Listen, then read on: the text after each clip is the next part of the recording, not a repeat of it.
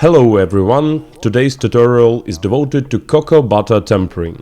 I use tempered cocoa butter to color molds. It is tempered cocoa butter which crystallizes in a stable form and makes our molded chocolates incredibly beautiful and glossy. It doesn't matter what you use for coloring, an airbrush, a paintbrush or any other tool.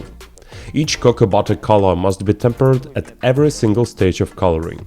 I single out two main methods used for cocoa butter tempering. The first method is a classic one.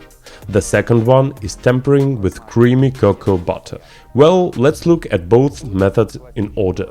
So what the essence of the classic tempering method? We melt cocoa butter. And let's make it clear, it doesn't matter how you melt it, using a microwave or in the oven. We melt cocoa butter to the temperature of 40–45 degrees Celsius. By melting cocoa butter to a given temperature, we destroy all crystals and crystal binding. Next, we cool down the cocoa butter to 26–27 degrees Celsius.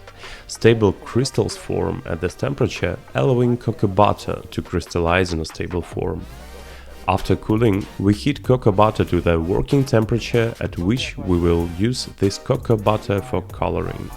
The working temperature is 29–30 degrees Celsius. Maintain this temperature while you continue using this cocoa butter. If you overheat it, it will become over-tempered. If it gets too cold, it will crystallize and we will have to temper it again. So let's look at this tempering method in practice. I've heated the cocoa butter to the temperature range of 40–45 degrees Celsius in the microwave. Let's cool it down with the help of water with ice. I put the container with the cocoa butter in the bowl of water and constantly stirring it with a brush and controlling the temperature, wait until it cools down.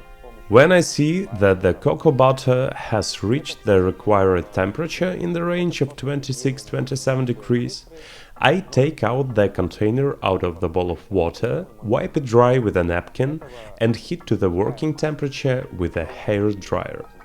Now the cocoa butter is ready for use. This tempering method is quick and easy. But what if you don't have any ice? What can we do in this case?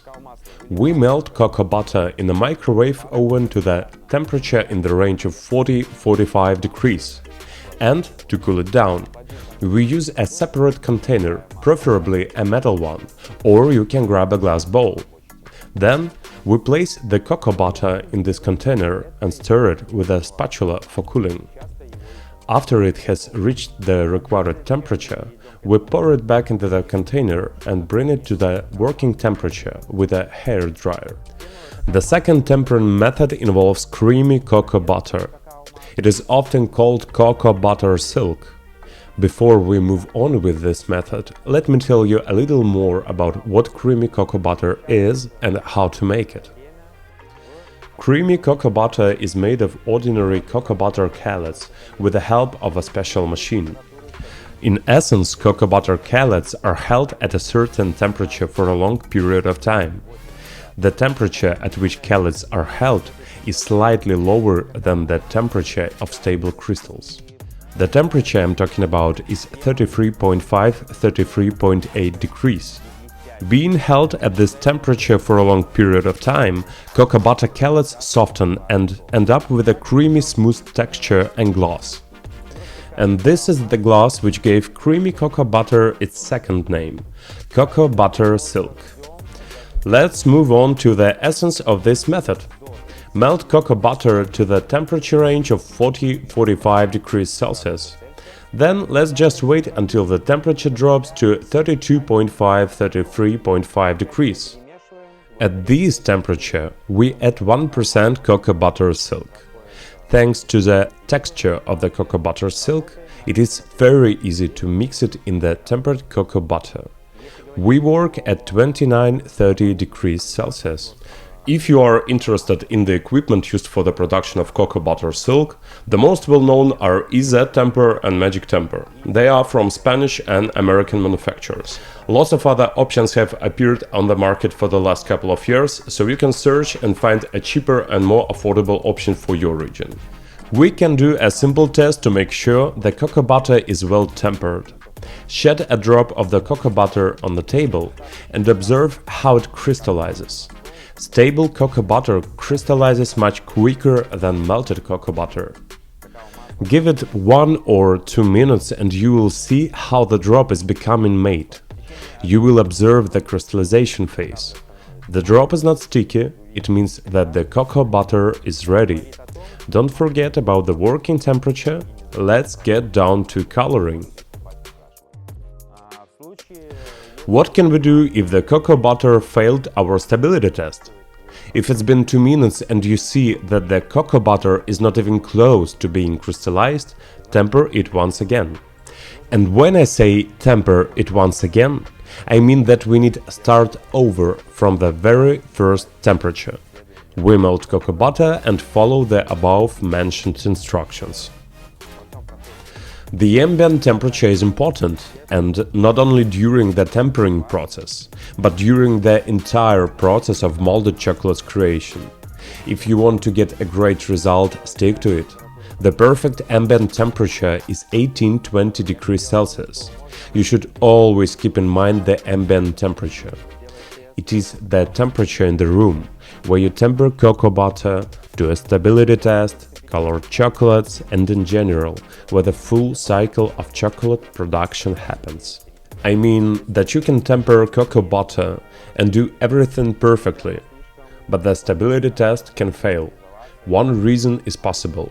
It is too hot in the room you're working in. After we have finished working with a particular color, leave the cocoa butter in the container and it will crystallize in it. You can store it at room temperature until the next use. And don't forget to temper it every time you need this cocoa butter.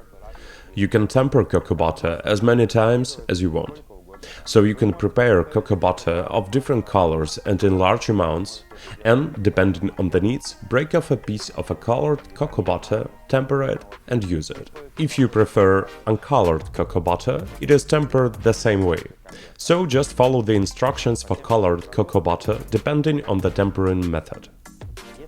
If cocoa butter doesn't crystallize quick enough, if it looks like cocoa butter in its unstable form and the required ambient temperature is maintained, then most likely such cocoa butter is not tempered. The probability that you temper cocoa butter correctly and the conditions required for crystallization are observed and the cocoa butter doesn't crystallize is still very low. The chances of that are 1 in a billion, and it's difficult to explain such cases. I've encountered such a case just once. I failed at tempering one color of cocoa butter. I tempered it several times again and again. I ended up melting a new portion of cocoa butter, coloring it in the same color, and somehow it tempered well. But the probability of such a case is very low. So thank you all for your attention. I wish everyone stable crystals and dazzling glass.